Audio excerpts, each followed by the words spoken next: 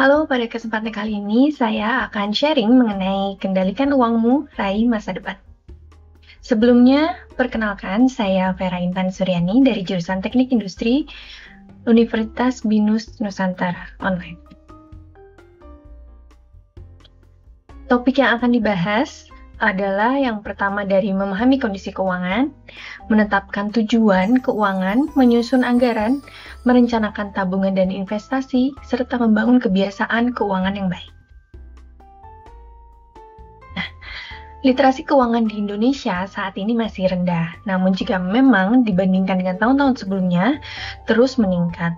Apa sih literasi keuangan itu? Nah, literasi keuangan adalah pengetahuan, keterampilan, keyakinan yang mempengaruhi sikap dan perilaku keuangan seseorang untuk meningkatkan kualitas pengambilan keputusan dan pengelolaan keuangan dalam rangka mencapai kesejahteraan. Nah, apa sih dampak jika literasi keuangan rendah? Yang pertama yaitu resiko penipuan dan kehilangan uang. Kemudian kesulitan mengelola keuangan. Kemudian terjebak dalam siklus utang yang sekarang sering terjadi, terutama pinjol atau pinjaman online. Kemudian yang terakhir adalah kehilangan kesempatan untuk menabung, berinvestasi, dan mencapai tujuan keuangan.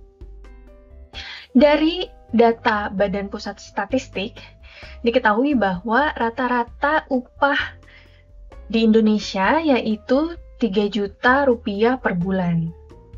Nah, gimana sih caranya agar kita dapat memanage keuangan kita? Itu akan dibahas di slide-slide selanjutnya. Memahami kondisi keuangan saat ini yang sangat diperlukan. Nah, menurut Fumiko Chiba dalam bukunya yang berjudul Kakeibo, The Japanese Art of Saving Money, menjelaskan ada 4 pertanyaan penting yang harus dijawab apabila kita ingin memiliki kondisi keuangan yang lebih baik. Yang pertama yaitu berapa banyak uang yang kamu miliki, kemudian berapa jumlah uang yang ingin kamu simpan, seberapa besar dana rutin yang kamu belanjakan, dan bagaimana kamu bisa meningkatkan uang yang kamu tabung. Hal ini sangat diperlukan agar kita dapat memanage keuangan kita sendiri. Kemudian, ada beberapa tips gimana caranya agar kita dapat mengidentifikasi kebocoran keuangan. Yang pertama, kita harus memantau pengeluaran kita. Jangan sampai loss atau kehilangan kita keluar uang berapa, kita nggak tahu padahal kita sendiri yang mengeluarkan. Kemudian periksa laporan keuangan, evaluasi hutang, kemudian tinjau tagihan berlangganan, ini sih yang sering terlupakan. Kemudian cari penawaran dan diskon, ini yang bisa berpengaruh agar kita bisa mendapatkan saving yang lebih daripada yang seharusnya gitu. Selanjutnya menetapkan tujuan keuangan. Ada teori yang sangat bagus yaitu SMART. Ini kepanjangan dari Specific, Measurable, Achievable, Relevant, dan Time Bound. Sebagai contoh, kita ambil ketika kita akan membeli sebuah rumah. Spesifik yang pertama yaitu kita harus menentukan rumah apa sih, rumah seperti apa yang kita mau. Contoh dari tipe rumahnya, terus lokasinya, di mana. Itu harus kita planningkan dari awal. Kemudian measurable, memastikan berapa sih uang mukanya untuk rumah tersebut, kemudian cicilan setiap bulannya itu berapa dan harus berapa lama. Kemudian achievable, yaitu menyusun rencana anggaran dan besaran dana yang akan disisihkan, dan memilih skema kredit yang sesuai untuk membantu tujuan tersebut. Kemudian relevan, dengan keadaan finansial kita saat ini. Dan juga harus sesuai dengan kebutuhan, apakah tempat tinggal bersama keluarga, atau hanya keluarga kecil saja dengan anak, atau seperti apa. Dan kemudian time bound, yaitu memiliki jangka waktu yang sesuai, misalnya dalam 10 tahun untuk mencapai tujuan tersebut. Selanjutnya, menyusun anggaran keuangan. Ada prinsip yang bagus, yaitu 50, 30 and 20. Ini didapat dari Senator Elizabeth Warren dalam bukunya yang berjudul All Your Worth, The Ultimate Lifetime Money Plan. Nah, dia mengatakan bahwa 50% dari penghasilan kita itu bisa kita habiskan untuk kebutuhan. Kemudian 30%-nya itu untuk apa yang kita inginkan, seperti ya belanja atau apapun itu yang kita inginkan. Kemudian 20%-nya itu untuk saving. Sebagai simulasi, jika karyawan mendapatkan gaji sebesar 7 juta per bulan, nah setiap bulannya karyawan tersebut harus memiliki saving sebesar 1,4 juta. Kenapa? Dan karena bila dikumpulkan sebagai contoh selama 5 tahun bekerja, tabungan tersebut sudah menjadi 30 juta. Namun tentunya hal ini harus didampingi dengan komitmen dan konsistensi secara penuh. Merencanakan tabungan dan investasi. Ini yang mungkin untuk beberapa orang yang terutama tidak tinggal di perkotaan, untuk tabungan dan investasi, terutama investasi, masih jarang sekali. Nah, perbedaan antara tabungan dan investasi itu apa sih? Nah, jika menabung, tujuannya adalah menyimpan uang untuk keperluan jangka pendek dan dana darurat. Mungkin semua orang pernah menabung, mungkin semua orang tahu apa itu menabung. Nah, resiko dari menabung itu rendah.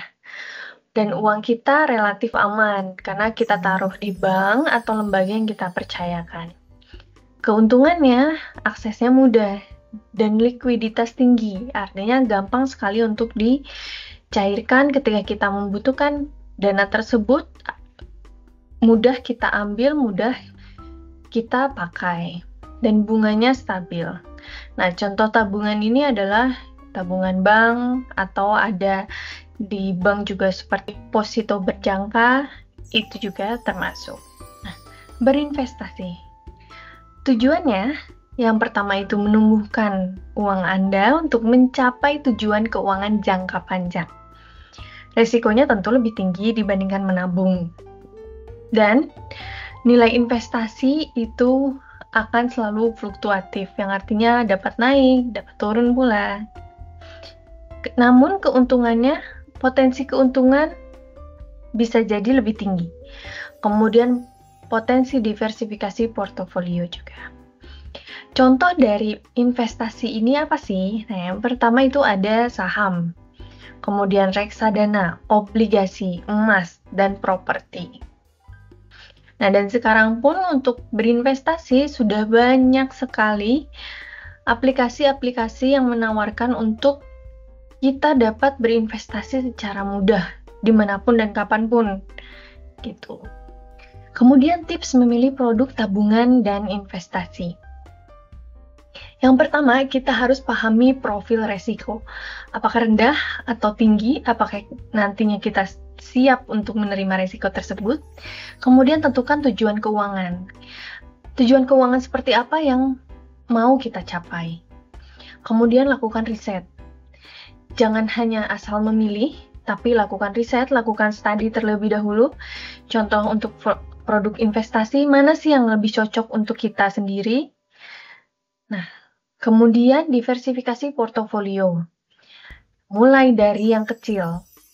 Untuk mendapatkan resiko yang lebih rendah, kita bisa mulai dari secara bertahap, kecil-kecil, lama-lama menjadi bukit.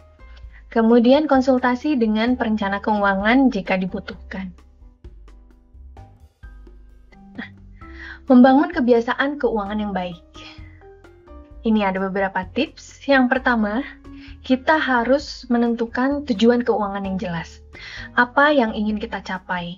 Seperti yang tadi dicontohkan, apakah mau membeli rumah, atau membeli mobil, atau mau pensiun dengan nyaman? Kita harus punya semua tujuan yang jelas. Kemudian kita harus membuat anggaran.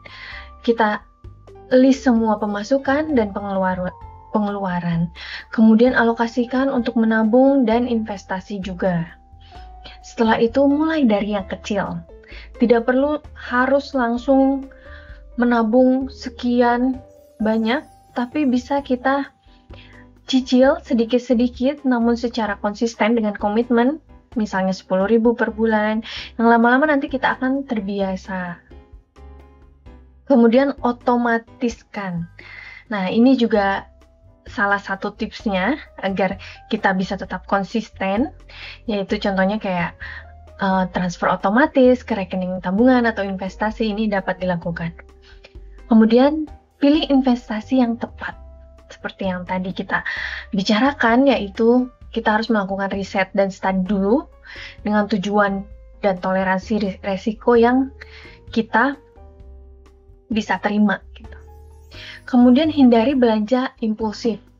Jangan tiba-tiba ketika kita sedang keluar atau pergi ke mall, kemudian melihat-lihat barang, tiba-tiba kita membeli barang tersebut tanpa ada tujuan, tanpa ada planning, hanya karena barang tersebut, oke nih, dan kita langsung beli. Nah, hal-hal tersebut tentu saja akan mempengaruhi tujuan dan keuangan kita. Gitu. Selanjutnya, hindari godaan. Jangan berbelanja saat bosan atau stres. Nah, di Indonesia saat ini banyak sekali platform online shopping yang dimana kita pun dapat berbelanja sambil tidur, sambil nonton TV, hanya di rumah saja, tapi tiba-tiba ada paket datang. Nah, ini yang sering sekali terjadi. Karena bosan, mau ngapain di rumah, sebagai contoh, terus akhirnya membuka handphone dan melihat-lihat aplikasi yang kemudian check out. Nah, itu adalah salah satu hal yang harus kita hindari. Kemudian buat daftar belanja. Tetap pada daftar, hindari membeli yang tidak ada di daftar. Nah, ini yang sering kali terjadi, sebagai contoh kalau kita ke pasar atau ke supermarket, ini sering sekali terjadi. Kemudian tunggu 24 jam. Nah, sebelum membeli barang, harus kita pikirkan apakah benar-benar barang tersebut, contoh barang yang disukai, atau apakah barang tersebut punya manfaatnya yang lebih, apakah kita masih bisa menggunakan barang yang ada atau seperti apa. Jadi, putuskan secara benar-benar, pikirkan secara benar-benar baru kita membeli barang tersebut. Kemudian pertimbangkan konsekuensi, apakah kita mampu membeli, benar-benar butuh, apakah hal tersebut membuat kita berhutang. Nah, ini resiko-resiko yang mungkin ketika kita membeli, kita tidak terlalu memikirkannya, tapi ini akan berimpact pada kedepannya. Sebagai contoh, mau kredit mobil atau rumah. Padahal sebenarnya, ketika kita kredit, cicilannya itu sudah mencapai lebih dari 50% dari gaji kita. Nah, mungkin saat kita membeli, kita senang, tidak terasa, tapi next-nya kita akan terikat dengan utang tersebut, dan itu akan berimpact pada yang lain-lainnya tentu saja. Kemudian cari alternatif lebih murah, contoh diskon, kemudian bandingan harga, sebagai contoh apakah merek tersebut memang worth untuk dibeli, apakah masih ada merek dengan kualitas yang lebih bagus tapi harga yang lebih murah. Nah, hal-hal tersebut harus kita pikirkan baik-baik. Kemudian beli barang bekas juga bisa menjadi satu opsi jika memang itu dibutuhkan dan barang tersebut memang mempunyai kualitas yang bagus, itu tidak masalah, itu bisa menjadi solusi yang bagus karena dapat memberikan saving secara pengeluaran. Nah, ini beberapa poin penting yang harus kita ingat dalam memanage keuangan kita. Yang pertama itu mengelola keuangan dengan baik adalah kunci untuk mencapai stabilitas keuangan dan mewujudkan tujuan keuangan. Kemudian, dengan memahami kondisi keuangan saat ini, menentukan tujuan keuangan, membuat anggaran, menabung, berinvestasi, dan mengelola utang dengan bijak, Anda dapat mencapai masa depan yang lebih baik. Kemudian ingatlah bahwa komitmen dan konsistensi adalah kunci utama dalam mengelola keuangan.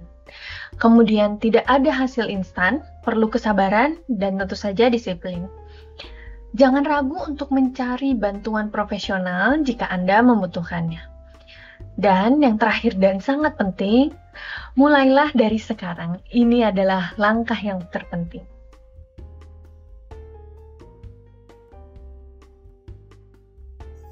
Jadi, hasil dari sharing ini adalah Anda memiliki kekuatan untuk mengubah keadaan keuangan Anda. Dan masa depan Anda ada di tangan Anda. Mulailah dari sekarang, selangkah demi selangkah, dan percayalah pada diri sendiri, ambil langkah pertama.